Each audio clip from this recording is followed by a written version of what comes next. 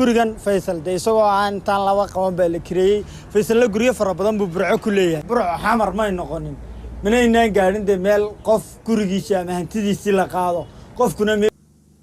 السلام عليكم ورحمة الله تعالى وبركاته. دين هانتي ملك سيدون كاكا شوفتان سوري دواتها مر لبدا مقال عصب مر لبدا ولارك وردانا يوتيوب كسبسكرايب سارة سوك الفيديو وهي قرية وشير قرية لو داقا صحابتنا فكر كيما عرفتين اسكو داينا نحكوسي أهنو قربتان أدبا ما سنتين واحد دوني يا صحابتي تقاليقا إنا نستور تاقنو استاذ عمانكو هرداعات كسو عرقتين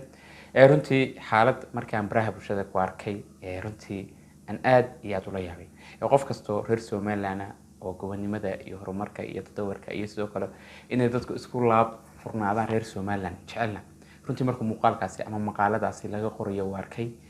uu murugooday waxa weeyaan Faisal Cabdi Bootaan ninka la yiraahdo oo maxbuus waqtigan xaadirka ah Soomaaliland wax badan qabtay naftiisa iyo sharaftiisa iyo cirdigiisaba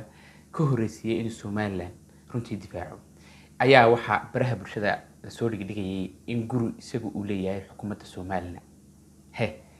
ay qabsatay oo ay la wareegtay arrinkaasi waan ka daba tagay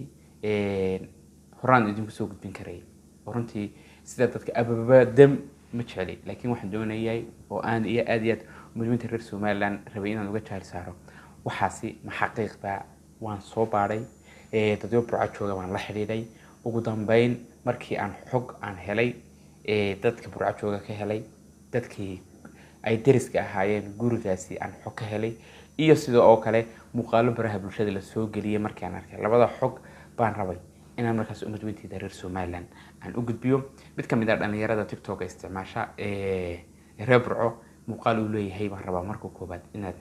idin sii daayay la daawado gurigan Faisal de isagoo aan tan laba qaban baa la kireeyay Faisal la guriga fara badan buu burco ku leeyahay burco xamar ma noqonin minayna gaarin de meel qof gurigiisa ama hantidiisa la qaado qofkuna meeshiisa xor buu yahay social media yaalna wareejo guriga Faisal Cabdi Bootaan laga qaaday gurigii waan hor taaganaa Faisal Cabdi Bootaan guriga wuu kireeyaa waligiina wuu kireen jiray haddana wuu kireeyay halkan aan hadda ku suganahay oo guriga Faisal Cabdi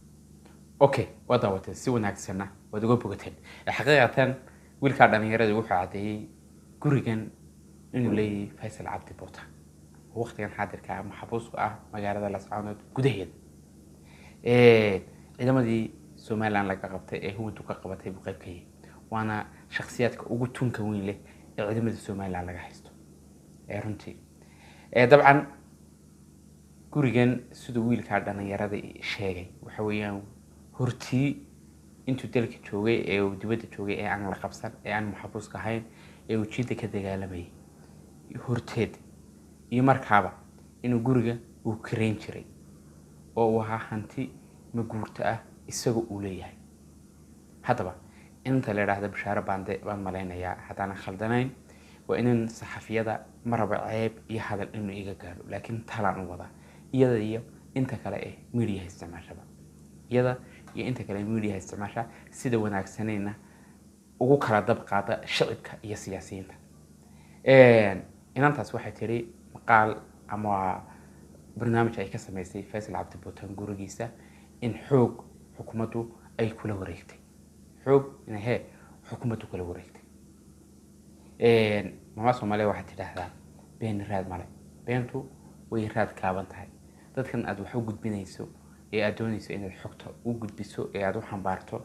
hadhow toole markay xaqiiqda ogaadaan sidee bay kula macaamili doonaan inaad ku xisaabtanto baa loo baahan yahay inta bishaar baande waa in reer Soomaaliland runta marka laga hadlo labada iskaga khaldan man doonaya inaan u saxo labada iskaga khaldan iyada iyo inta kale saxaafiyiinta ah aan wanaagsaneyn qaabka wanaagsan aan wax u soo gudbin waxaan leeyahay war ilma adeeraya hadii xukuumadda waqtigan xaadirka talada dalka haysa mudana biixi uu garwadanka ka yahay aad mucaarid ku tihiin oo aad mucaaridadiina halkaas la marteen dawladda Soomaaliland mucaarid kuma tihiin waan wada ogsoonahay qof kastaba Soomaaliland waa jecel yahay laakiin dad shakhsiyaad gaar ah inaad mucaarido iyo inaad dalkaaga dhan aad ku dhalatay ku barbaartay ku hana qaaday intaasoo dhan mustawa aad ku samaysay inaad mucaarid ku noqoto inaad kala saarto waa muhiim dalka haddii aad shakhsi nacdo inaad dalka u nacdo ma qurux badna taana ma aaminsani shakhsiyan ka wardi ahaan sababta ma aaminsanayn baa waxay tahay haddii xukuumadayda iyo dalkayga aan anigu markaasi ka dhashay iyo ka dalka maamula waan u simanahay runta marka laga hadlo Somaliland waan u simanahay xaq uu ku leeyahay dalka kiisoo kale uu leeyahay runta marka laga hadlo xaqna dalku uu leeyahay isna sidoo kale xaq buu dalku ku leeyahay right and youth baa luqada gaalada ama luqadaha shisheeye waxna xaq baad ugu leedahay dalka waxna xaq buu kugu leeyahay okay xaq waxaad ugu leedahay waxa weeyaan marka dawladdaadu noqoto dawlad xana qaaday dalkaagu noqdo dal horumaray oo baahiyihiisa asaasiga ah la dhameystiray kaabayaashii dhaqaale u dhameystiran yihiin caafimaadka waxbarashada biyaha leerka waxaas oo dhan amniga waxa xaq baad ugu leedahay waa haddii dalkayga shuruudo horyaal waa haddii dalku uu yahay dal isku filnaanshiya gaaray okay sidoo kale muxuu xaq kugu leeyahay dalka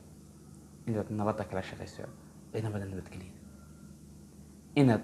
maamulka markaasi talinaya haddii aad mucaarid ku tahay iyo haddii aad muxaafid ku tahay ceeb